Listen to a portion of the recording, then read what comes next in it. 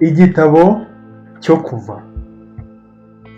Igitabo abantu benshi tuziranyeho bitewe n'inkuru ikirimo y'Abisiraheli bambuka inyanja. Iyo ni inkuru abantu benshi bazi, ariko hari igihe umuntu asoma igitabo agatwarwa gusa n'inkuru ntamenye impamvu nyirizina umwanditsi yanditse icyo gitabo, cyangwa se ngo amenye ubutumwa nyirizina bwatumye uwo muntu yandika icyo gitabo. Tubahaye ikaze muri iyi video, aho tugiye kurebera hamwe inshamake z'igitabo cyo kuva. Mu rugendo dukomejemo rwo kugenda twiga igitabo ku gitabo kugira ngo tubanze tumenye amateka y'isezerano rya kera, bityo bizadufashe kumva isezerano rishya. Ni muri uwo mujyo tugiye kwigana inshamake z'igitabo cyo kuva. Nk'uko icyo gitabo cyumvikana cyo kuva, kivuga ku rugendo abantu bavuye ahantu hamwe bajya ahandi. Reka dukoreshe inyandiko kugira ngo tubashe gusobanukirwa. Igitabo tugiye kureba inshamake zacyo ni igitabo cyo kuva. Iki gitabo cyo kuva ushatse wavuga ko kigabanyijemo ibice bibiri. Igice cya mbere ni uguhera mu kuva igice cya mbere nyine kugera mu bice 18. Aha kuva igice cya mbere kugera mu bice 18 tubona inkuru y'uburyo Abisiraheli bakuwe muri Egiputa bakambutswa inyanja itukura.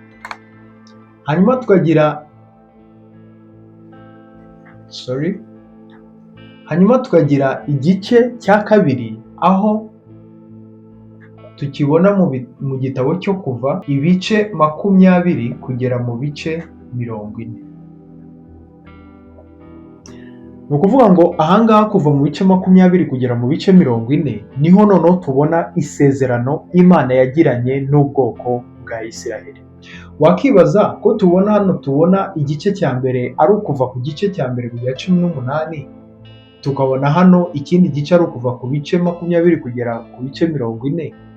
Igice cya 19 kiri hehe? Iki gice cya 19 nicyo gice gihuza iki gice cya mbere ndetse n'iki gice cya kabiri.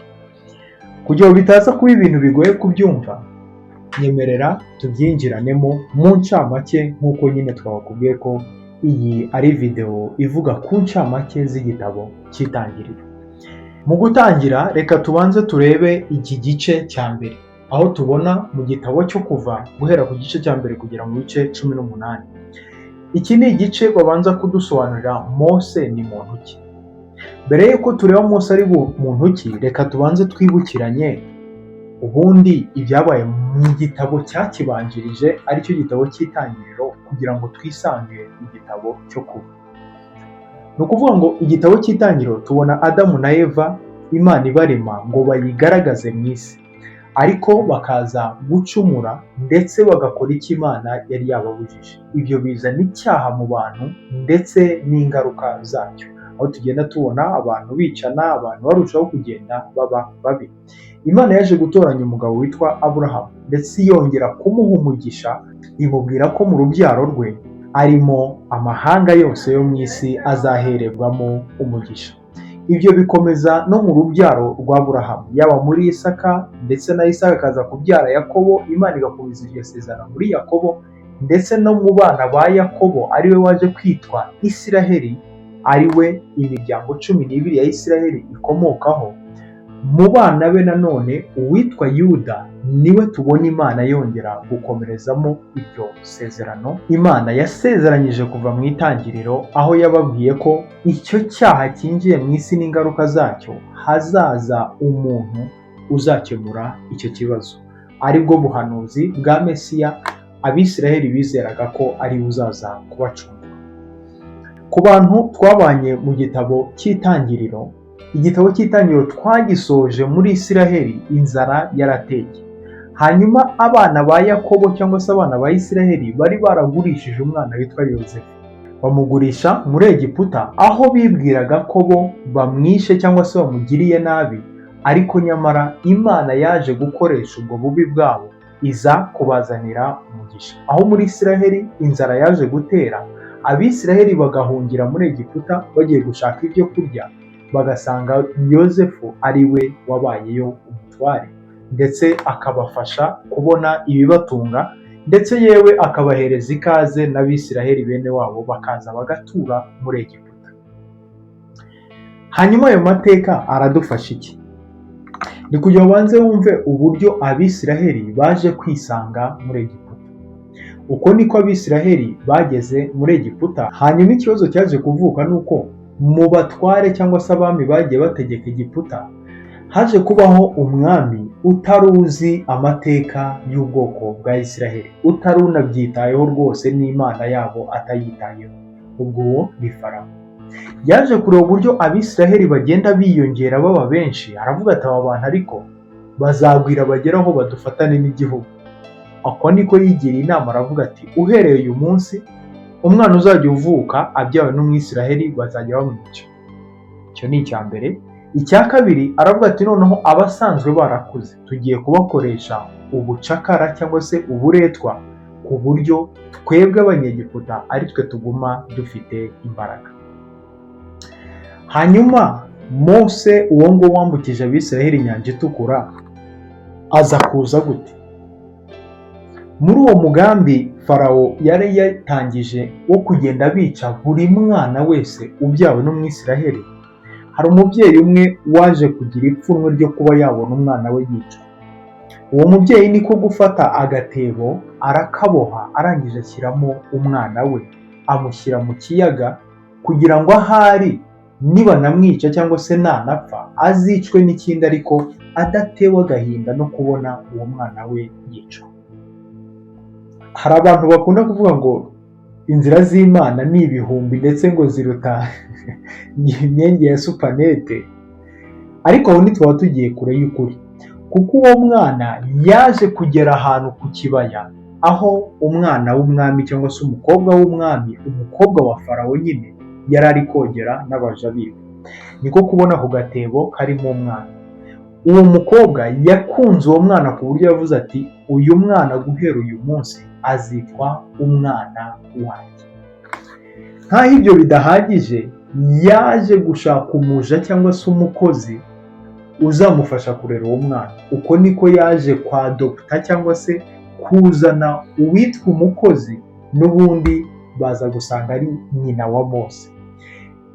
Ibyo bintu wenda tugiye kubyinjiramo byaza kuba ibintu birebire, kandi muri iyi video yacu turi kureba incamake. Uwo mwana we niko yaje gukura. Yari umwana w'umuheburayo ariko akurira mu bwami bwa Farawo, ndetse yitwa umwana w'umukobwa wa Farawo. Gusa uwo Mose uko yagendaga akura, niko urumva umwana wakuriye mu bwami akura ari igikomangoma.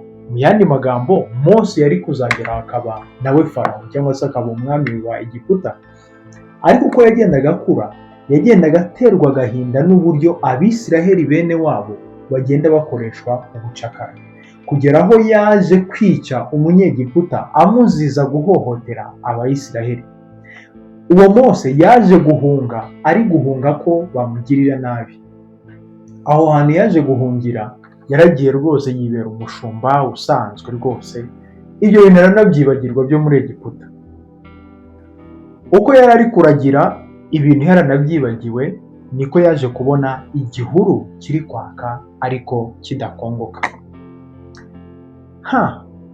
Mose kubona igihuru cyaka kidakongoka, uko niko kugira amatsiko aracyegera. Imana ivugira muri icyo gihuru, iramubwira ati kwetura inkweto zawe cyangwa se itunganye, kuko ugeze aho ugeze ari ahera. Aho hantu niho Imana yamubwiriye yuko akwiye kuva aho hantu akajya muri Egiputa, akajya gukura Abisiraheli mu maboko ya Farawo. Hanyuma uko niko Mose yabanje kuzana inzitwazo n'ibiki byose, icyo gitabo nugisoma uzabibona, ariko aza kumvira ajya kubwira Farawo. Hanyuma ahantu ibintu bitangariza, reba nyine kuza imbere y'umwami ukamubwira ngo Imana irambwiye ngo ngo rekura ngo ubwoko bw'Abisiraheli ngo bagende. Farawo yaragusetse, aravuga ati ariko ibyo mbonye noneho ni akaga kabisa. urumva farawo yari yifitiye abakozi abacakara bamufasha kubaka ibintu iki byose, noneho uraje uravuga ngo imana ngo iraba, it doesn't make any sense, ntabwo ibyo bintu byumvikana. Ubwo niko rero farawo yinangiye umutima aravuga ati reka reka ibyo bintu ntabwo byavamo. Mose asubira ku Mana yongera arayibaza ati none se ko byanze, urabona ibi bintu bizarangira gute? Imana kuko Imana yo ibizi ibintu ikora, yarongera amubwira ati ndakubwiye ngo nzakura Abisiraheli muri Egiputa mbajyane mu gihugu cy'isezerano. Aho niho hakoreshwa ijambo bwa mbere ryitwa redemption cyangwa se gucungura, aho Imana yabwiye Mose ngo njye nzacungura Abisiraheli mbakure mu maboko ya Farawo mbajyane mu gihugu cya Kanani cyangwa se igihugu cy'isezerano. Kandi koko uko niko byaje kugenda.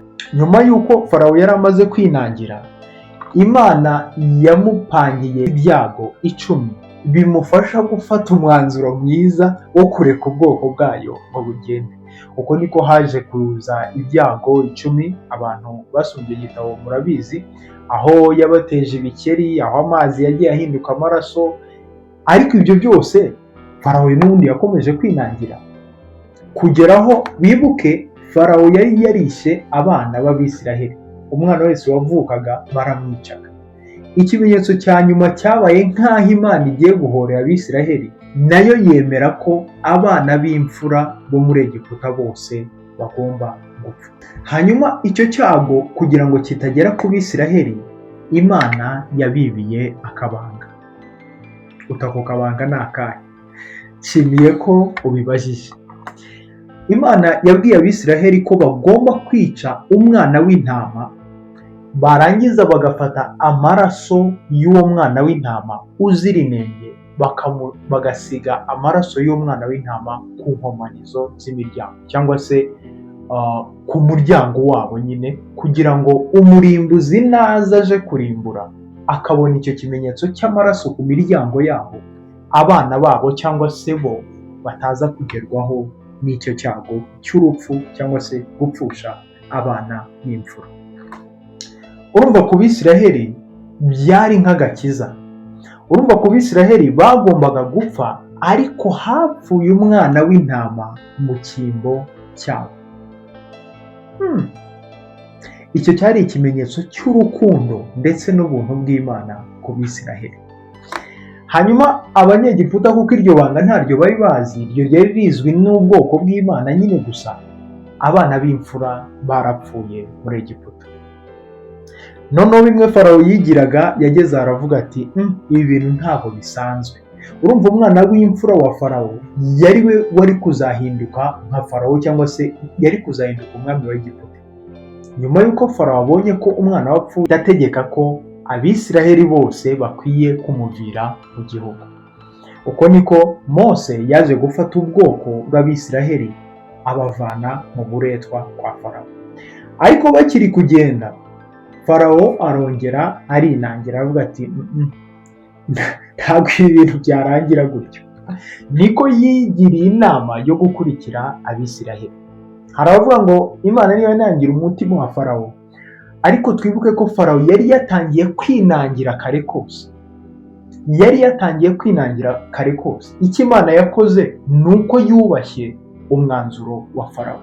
Imana na ka gatima kamugaruraga, Imana iramureka, iravuga ati noneho reka nubahe amahitamo yawe. Uko niko Farawo noneho yabaye mubi kurushaho, ashaka kujya kugarura ubwoko bwa Isiraheli. Uko niko bageze ku nyanja, Abisiraheli bamaze kwambuka, Farawo n'ingabo ze zose zishirira mu nyanja. Uko niko inkuru ya Farawo yaje kurangira. Aho noneho niho tubona bwa mbere Abisiraheli baririmba indirimbo z'amashimwe, bari gushima agakiza kadasanzwe Imana yari imaze kubagaragariza. Ndetse aho ni naho tubona ijambo bwa mbere salvation cyangwa se agakiza cyangwa se sozo cyangwa se soteria mu ndimi zose wakoresha. Nibwo bwa mbere tubona iryo jambo rikoreshwa. Ijambo sozo cyangwa se soteria cyangwa se salvation cyangwa se mu Kinyarwanda agakiza, bisobanuye gukurwa mu kaga gakomeye. Iryo ni ijambo Abisirayeli bakoresheje bari gusobanura uburyo Imana yabakuye mu kaga gakomeye k'amaboko ya Farawo, ikabakiza, ikaba ibajyanye ahantu heza hatunganye ndetse hatekanye. Inkuru yacu rero ni uko iza kugenda guhera muri iki gice cya mbere kugera mu bice 18. Hanyuma iyo tugeze muri iki gice cya 19 nicyo gihuza iki gice cya mbere ndetse n'igice cya kabiri. Aho naho Abisiraheli bagiye mu butayu, kuko urumva barahunze, bambutse inyanja, bafite aho bagomba kujya, ariko bahise bahitira mu butayu, barabanza baratuza, baravuga ati turarokotse, batangira gushima Imana. Hanyuma muri iki gice cya 19 niho noneho tubona aho Imana yagiranye n'Abisiraheli isezerano. Kubera iki gice cya 19 ari ingenzi cyane, nakubwiye ko aricyo gihuza iki gice cyaha twabonye cya mbere ndetse n'iki gice kindi. Iki gice cya 19 dore impamvu ari ingenzi. Kuva Adamu na Eva bacumura bakava mu ngobyi ya Edeni, ntabwo tubona Imana yongera kubana n'abantu bayo. Urumva muri Edeni Imana yabanaga n'abantu bayo mu mafu ya nimunsi, izikabaganiriza bagasabana, mu yandi magambo. Icyo kibazo cyangwa se urwo rusika rwaje hagati y'Imana n'abantu, ntabwo twongera kubona hari ahantu rwaje kubonerwa igisubizo. Nubwo Imana yifuza kubana n'abantu bifuza kubana n'Imana, ariko ntabwo byigeze bibonerwa igisubizo kugera aho tubona muri iki gice cya 19. Ariho Imana yaje kuvuga ati okay, noneho kugira ngo mbashe kuba muri mwe, reka mbahereze iri sezerano.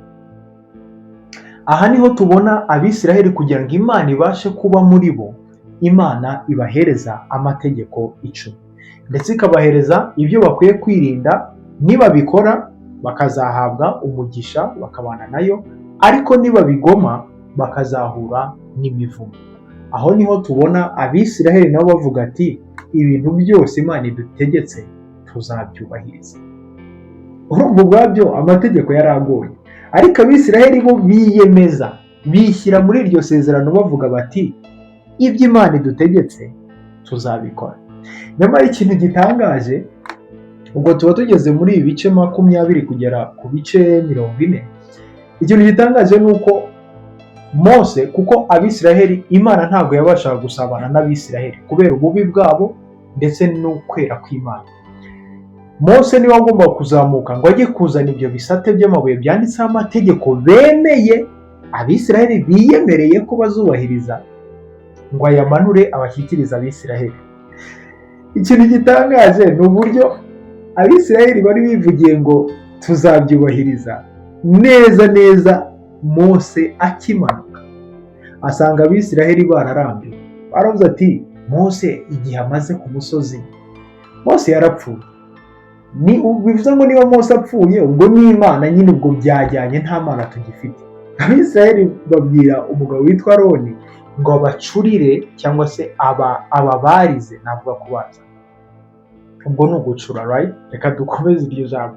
Abacurire mu izahabu ikigirwamana, cyangwa se iyo bakita Imana muri ako kanya, nyuma y'uko bari babonye ko Mose atinze, cyangwa se batekerezaho ko wenda byanahwaniyemo atazagaruka. Urumva mu mategeko Imana yari yababwiye kutazagira iyindi mana. Neza itegeko rya mbere, Mose akizana amategeko ahita abona rwose itegeko rya mbere bamaze kuryica. Urumva ko cyari ikintu kigoye pe. Abisiraheli kuba Imana yafata umwanzuro ngo ibane nabo, byari ibintu bigoye. Bakomeza kugenda bagaragaza ububi, bagaragaza kwigomeka kudasanzwe, ariko Imana kubw'urukundo rwayo n'uburyo yashaka kongera gusabana n'abantu bayo, nibwo yaje kujya inama na Mose, aho yabwiye Mose ngo ayubakire ihema mu Bisiraheli, hanyuma Imana ize kumanuka ibane nabo. Ni ibintu byari byabanje kugeragezwa ariko biranga, aho Bisiraheli bavuze ati ariko ubundi Mose, ibintu uhora utubwira ngo Imana yakubwiye ati no, dushaka iyo Mana yiyizire tujye twiganirira nayo. ibintu byabaye ni ibintu bidasanzwe, inkuba zarakubise, imirabyo irarabya, ikirere gihindura ibara, Abisiraheli baradagadwa, ubwoba burabica, baravuga ati Mana niba ari ukuza ibyo bintu byihorere, uzajya usabana na Mose naza atubwire. Nyuma y'uko byari byambanje kwanga, Imana yabwiye Mose iramubwira ati noneho nyubakira ihema mu bwoko bwanjye bwa Isiraheli, mbe mu bantu banjye. Uko niko Imana muri ibi bice guhera mu bice 20 kugera mu bice 40 nk'uko twavuze ko ari cyo gice cya kabiri, nibwo noneho Imana tugenda tubona ibwira Mose amategeko n'amabwiriza y'uko akwiye kubaka ihema. Imana ihereza amabwiriza Mose y'uburyo akwiye kwitondera n'ibipimo n'ibikoresho akwiye gukoresha mu kubakira Imana ihema, kugira ngo noneho Imana ize iture mu bantu bayo. Uko niko byaje kugenda. Imana rwose yaraje iturana n'abantu bayo. Gusa hari ikibazo kimwe cyaje kuvuka. Urabona Imana yereraga, Imana yera rwose ku buryo ikintu cy'icyaha nta hantu ihuriye nacyo. No kubona noneho Abisiraheli bafite uwo mutima nyine unangiye kuri urwo rugero, aho tubona na Mose azana amategeko 10 yagiye kuyageza hasi, irya mbere bamaze kuryica kare. None abo bantu bari kubana gute? Ni gute Imana yari kuza kubana n'abo bantu bafite ibyaha kandi yo yera? Dore ko iki gitabo cyo Kuva kirangira tubona Mose ashatse kwinjira muri iryo hema ry'ibonaniro cyangwa se iryo hema ryarimo Imana, ariko tukabona atemererwa kwinjiramo. Urumva na Mose ubwe wasabanaga n'Imana nawe yabonetseho inenge ku buryo atari yemerewe kwinjira mu ihema ry'ibonaniro ngo abashe kugera aho Imana yari ituye. None tukibaza, aba bantu b'Abisiraheli bafite imitima ikomeye gutya ndetse itumvira Imana, baraza kubana gute n'iyi Mana ikiranuka? Ibyo nibyo biza kubonerwa igisubizo mu kindi gitabo gikurikiraho, aricyo cyitwa igitabo cy'Abalewi. Izi zari incamake z'igitabo cyo Kuva. Ubwo mu kubona igisubizo cyaje kuboneka cy'uburyo Imana yera n'abantu babonekwamo n'amafuti n'ibyaha bitandukanye, uburyo baza kubanamo, igisubizo kiza kuboneka mu gitabo gikurikiraho, aricyo gitabo cy'Abalewi. Tubonane mu yindi video.